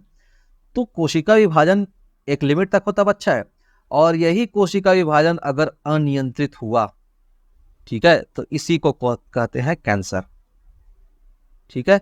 कोशिका विभाजन अगर अनियंत्रित होता है तो उस अनियंत्रित कोशिका विभाजन को बोलते हैं कैंसर, ठीक है। तो देखिए सबसे खास बात, यह केवल जंतु कोशिका में होता है, सेंट्रोसोम पादप कोशिका में नहीं होता, ध्यान रखिएगा, ठीक है। पादप कोशिका में नहीं होता, वहां पे अलग सिस्टम है। तो यहाँ पे जंतु कोशिका में ही यह सेंट्रोसोम पाया जाता है, जो कि क्या करेगा, कोशिका विभाजन करेगा। एक एक लाइन में आप लिख लेना भाई, सब कोशिकांगों के कार्य को, कोशिका विभाजन करने का काम सेंट्रोसोम, ठीक है। आपको बताया था मैंने, यही कोशिका विभाजन जो है मस्तिष्क में नहीं पाया जाता, जिसके कारण तंत्रिका कोशिका में विभाजन नहीं होता। इसलिए मस्तिष्क में अगर चोट लगती है तो उसके हील होने की गुंजाइश कम हो जाती, ठीक है। इसलिए मस्तिष्क को चोट से बचाया जाता है, ठीक है। तो जंतु में ही होता है, तंत्रिका कोशिका में ज्यादा कोशिका विभाजन नहीं होता, जबकि लीवर में दुगना कोशिका विभाजन होता है, बहुत तेजी से कोशिका विभाजन होता है, ठीक है। हमारे शरीर के 2 ऑर्गन हैं। चलिए तो ये हो गया कोशिका विभाजन सेंट्रोसोम वाला, ठीक। ध्यान रखिएगा, मैंने बात की कोशिका विभाजन जंतु कोशिका, केवल जंतु कोशिका में पाया जाता है, जंतु कोशिका में कोशिका विभाजन सेंट्रोसोम के द्वारा होगा। लेकिन अगर पादप में कोशिका विभाजन बोले तो सेल प्लेट के द्वारा होता है, सेल प्लेट। पादप में कोशिका विभाजन किसके द्वारा होता है, तो सेल प्लेट, सेल प्लेट के द्वारा कोशिका विभाजन होता है। चलिए आगे बात करते हैं, लास्ट हमारा लाइसोसोम, ठीक है। देखिए लाइसोसोम की बात को समझते हैं। लाइसोसोम क्या होता है, लाइसोसोम मतलब समझिए ये पगला है, ठीक है। पगला कैसे समझेंगे इसकी बात को, देखिए लाइसोसोम इस प्रकार का होता है। लाइसोसोम को बोला जाता है ये जो कोशिका के अंदर में जो डाइजेशन का काम है, पाचन का काम है, वो पाचन का काम करता है। इसकी खोज की थी डी डुबे ने, ठीक है। ये डुबा देता है, याद रखिएगा, डी डुबे माने डुबा देगा, डुबाने वाला, डुबाना माने मार देगा। अब कैसे मारेगा आगे समझिएगा, डुबाना माने मार देना, तो डुबे डुबाना मार देना। डी डुबे ने इसकी खोज की थी लाइसोसोम की। ये कोशिका के अंदर में पाचन का, ठीक है, कोशिका के अंदर पाचन का कार्य करता है, पाचन करने का काम करेगा, ठीक। इसके अंदर जल अपघटक वाले क्या पाए जाते हैं, एंजाइम पाए जाते हैं, जो जल का अपघटन करते हैं पूरे बॉडी में, ठीक है। एंजाइम, जल अपघटक एंजाइम पाया जाता है इसके अंदर में। और कोशिका के अगर अंदर देखिए सबसे बड़ा काम इसका क्या है, कोशिका के अंदर कोई अंग अगर काम ना कर रहा है, अर्थात निष्क्रिय रूप से पड़ा हुआ है, कोई काम नहीं है, तो वो ये क्या करेगा, उसको जाकर के नष्ट कर देगा। जो चीज काम करनी है उसको तत्काल, कबाड़ी बिल्कुल पसंद नहीं करता ये, माने जैसे मान लिया किसी किसी घर में देखना आप लोग, कबाड़ी फेंकने वाले रहते हैं ना, तो लाइसोसोम समझ लीजिए उसको, कबाड़ी फेंकने वाला, कि कोई भी चीज जो काम करनी है उसको तत्काल डिस्ट्रॉय करो, तत्काल नष्ट करो। तो कोशिका के अंदर अगर कोई भी चीज काम नहीं कर रहा है तो उसको तत्काल नष्ट कर देता है। कभी कभी क्या होता है, जब जब जो कोशिकाएं हैं पूरी तरह से कार्य नहीं करते रहती, या कुछ ऐसा हो जाता है कुछ, तो ये कोशिका पूरी तरह से कार्य नहीं करती तो ये कट जाता है। और इस स्थिति में ये कोशिका को ही नष्ट करने का काम करता है, इसलिए इसको आत्महत्या की थैली कहते हैं। भाई अगर कोशिका के अंदर का काम नहीं कर रहा तो उसको ये नष्ट करेगा ना, सफाई करता है समझ लो, ठीक है। ये फिनाइल है, सब याद रखिए, हमारे कोशिका के अंदर का फिनाइल है, डाल दिए बराबर, जो भी इधर उधर जमा हुआ है डाले, साफ हो गया। लेकिन कभी कभी क्या होता है, जब कोशिका कार्य नहीं करते, क्विक मोड में रहता है, तो ये क्या करता है, उसी को मार देता है, अपने आप को जलाने की कोशिश करेगा। भाई जैसे मान लिया है फिनाइल को समझ लिया आपके ऊपर पड़ जाए तो खुद ही जल जाएंगे, जबकि वो जलाना किसको था, जो डर्ट है, जो गंदगी उसको। इसीलिए इसको कहते हैं आत्महत्या की थैली, ठीक है। किसको, लाइसोसोम को आत्महत्या की थैली कहते हैं, ध्यान रखिएगा ना, लाइसोसोम को। आरबीसी जो हमारा होता है, हमने देखा था ब्लड ऊतक है, तरल संयोजी ऊतक हमने कहा, तो ऊतक है मतलब इसके अंदर भी कोशिका होगा। लेकिन ये जो ब्लड के अंदर जो कोशिकाएं होती हैं उनमें लाइसोसोम, मतलब ब्लड के अंदर जो आरबीसी होता है उस आरबीसी में लाइसोसोम नहीं पाया जाता। ध्यान रखिएगा ना, रेड ब्लड कार्पल्स जो होते हैं, श्वेत बोलता हूँ, लाल रुधिर कणिकाएं जो होती है, लाल रुधिर कणिकाओं में लाइसोसोम नहीं पाया जाता। और लाइसोसोम नहीं पाने के कारण क्या होता है, यहीं पे जो डेड सेल्स हैं, ठीक है, वो डेड सेल्स नष्ट नहीं हो पाता। चूंकि लाइसोसोम नहीं है तो सफाई कौन करेगा, लाइसोसोम माने फिनाइल, भाई ये नहीं है तो कैसे साफ होगा। तो आरबीसी के अंदर लाइसोसोम नहीं होता, तो अगर आरबीसी के अंदर कुछ हो रहा है तो आरबीसी अगर मरता है, इसका भी जीवन काल होता है आरबीसी का, तो जब आरबीसी मरेगा तो इसीलिए आरबीसी जाकर के कहाँ मरता है, स्प्लीन या प्लीहा में, ठीक है, जिसको प्लीहा या तिल्ली कहते हैं, इंग्लिश में होते हैं स्प्लीन, प्लीहा या तिल्ली। चूंकि इसके अंदर लाइसोसोम नहीं है, भाई जैसे मान लिया अब आपको लेट से कि गाड़ी धोना है, गाड़ी धोने के लिए पानी नहीं है, तो जाकर के दूसरी जगह से धुला के लाओ। तो वैसे ही है, आरबीसी जो है, आरबीसी के पास लाइसोसोम नहीं है, तो जो डेड सेल्स होते हैं इसका नष्टीकरण नहीं होता, और नहीं होने के कारण आरबीसी जो है इसके नष्टीकरण के लिए स्प्लीन या प्लीहा में जाता है। मरने के बाद प्लीहा या स्प्लीन में पाया जाता है, क्यों, क्योंकि इसमें लाइसोसोम नहीं है, तो वो चल देता है चुपचाप वहाँ, ठीक है। इसी के कारण स्प्लीन को आरबीसी का शमशान या कब्रिस्तान या कब्र कहते हैं। क्यों कहते हैं, क्योंकि उनमें लाइसोसोम नहीं पाया जाता, अगर पाया जाता तो नहीं कहते, ठीक है। इसको लाइसोसोम को आरबीसी को स्प्लीन जो है, आरबीसी का स्प्लीन जो है उसको आरबीसी का कब्र कहते हैं, ठीक है। फिर यह रहा हमारा पार्ट 1, बाकी की जो कोशिकांग है उसको हम पार्ट 2 में कवर करेंगे, ठीक है। तो आपको कैसा लगा, चैनल को जरूर लाइक करिए, सब्सक्राइब करिए। ये आपको पूरा वीडियो, पूरा बायोलॉजी का, पूरा फिजिक्स का और केमिस्ट्री का कंप्लीट सेशन आपको पर डे एक 1-2 वीडियो के माध्यम से हम उपलब्ध कराएंगे। Thank you so much.